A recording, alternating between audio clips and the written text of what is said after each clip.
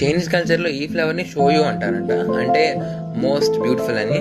So దీని king of flowers అని కూడా పేరు. Welcome to day 2 of how to paint this peony using water colour. Day 1 లో మీరు ఫస్ట్ లేయర్ ఎలా చేయాలి అండ్ ఆల్సో షాడోస్ ఎలా ప్లేస్ చేయాలో చూపించాను, అండ్ దానికి ఒక సింపుల్ ట్రిక్ కూడా చెప్పాను.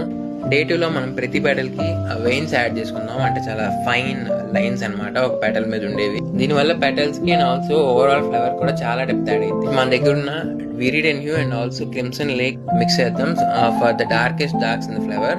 ఒక పెటల్ మీద ఇంకో పెటల్ వచ్చినప్పుడు సో షాడోస్ వస్తాయి కదా, అలా ఫామ్ అయిన షాడోస్ కోసం ఇది వాడచ్చు. ఆల్సో పెటల్ కున్న క్రిస్ప్ ఎడ్జెస్ ని కూడా మన దగ్గర ఉన్న 0 or 2 నెంబర్ బ్రష్ తో డిఫైన్ చేయొచ్చు. ఈ పెయింటింగ్ లో ఉన్న కాంప్లెక్స్ సబ్జెక్ట్ అయిన పియోనీ అయిపోయింది కాబట్టి సో ఇంకా చాలా ప్రశాంతంగా leaves and also background paint చేద్దాం. ఓవరాల్ అవుట్పుట్ ఎలా వచ్చిందో చెప్పండి, అండ్ ఆల్సో ఏమైనా డౌట్స్ ఉంటే ఖచ్చితంగా కామెంట్ సెక్షన్ లో అడగండి. I will answer them. And thanks for supporting.